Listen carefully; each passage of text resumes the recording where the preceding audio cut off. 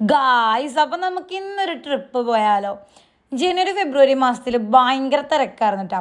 അപ്പോൾ തിരക്കുകളൊക്കെ കഴിഞ്ഞൊന്ന് ശാന്തമായി വന്ന ടൈമാണിത്. അപ്പോൾ നമ്മളെന്തായാലും മാമലക്കണ്ടത്തേക്ക് വെച്ച് പിടിക്കാൻ അങ്ങോട്ട് ആലോചിച്ച്. വർഷങ്ങളായിട്ടുള്ള ഒരു ആഗ്രഹമായിരുന്നു മാമലക്കണ്ടം കാണാൻ പോകാന്നുള്ളത്.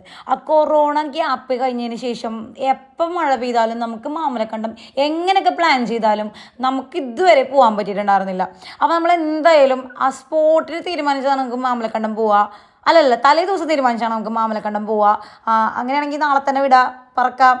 ഞങ്ങൾ പറന്ന് ഗായ്സ്.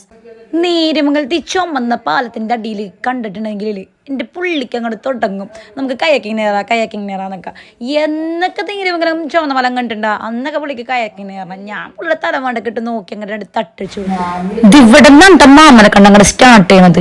ഇവിടെ നിന്ന് മുകളിലോട്ട് കയറി കുറേ കിലോമീറ്റർ അങ്ങോട്ട് മുകളിലോട്ടൊക്കെ പോകണം. എൻ്റെ പൊന്നെ, ഒരൊറ്റ മനുഷ്യനില്ല. ഞങ്ങൾക്കാണെന്നുണ്ടെങ്കിൽ GPS കിട്ടോ, വഴി തെറ്റോ, പെട്രോൾ തീരോ, ഫുഡ് കഴിക്കണ്ടേ, വീട്ടിലെത്തണ്ടേ, ഇതൊക്കെ തന്നെ ഇരുന്ന്. അങ്ങനെ ഞങ്ങൾ മാമലക്കണ്ടത്തെത്തി. 2-3 ക്ലിക്സ് അങ്ങാട് എടുത്ത് എന്തായാലും ചീറ്റിപ്പോയി. കാര്യം എന്താ വെച്ച് കഴിഞ്ഞാൽ, ഒന്നാമത്തെ അവിടെ വെള്ളം ഉണ്ടായിരുന്നില്ല. പിന്നെ രണ്ടാമത്തെ എന്താണെന്ന് വെച്ച് കഴിഞ്ഞാൽ നമ്മൾ പോയത് ക്ലാസ് ഉള്ള ദിവസമായിരുന്നു. അതുകൊണ്ട് അങ്ങോട്ടേക്കൊന്നും കയറാൻ പോലും പറ്റിയില്ല. പക്ഷേ ഒരു കാര്യം പറയണം, ഇവിടെ നിന്നാണ് അങ്ങോട്ടേക്ക് അഡ്വഞ്ചർ സ്റ്റാർട്ട് ചെയ്യണത്. എന്ത് ഹൊറർ പടോ ഇത്! ഞാൻ അങ്ങനെ അങ്ങോട്ട് ഇരുന്ന് പോയി. അരുന്ധതിയാണ്, എനിക്ക് അരുന്ധതി ഫീൽ ആയിരുന്നു. ചേട്ടനാണെങ്കിൽ വിൻ്റർ ഫീൽ. ചേട്ടൻ ഒരു സൈക്കോൻ്റെ കയ്യിൽ പെട്ട മാതിരി. ഞാനാണെങ്കിൽ ഒരു പ്രേതത്തിൻ്റെ ഫീലായിരുന്നു.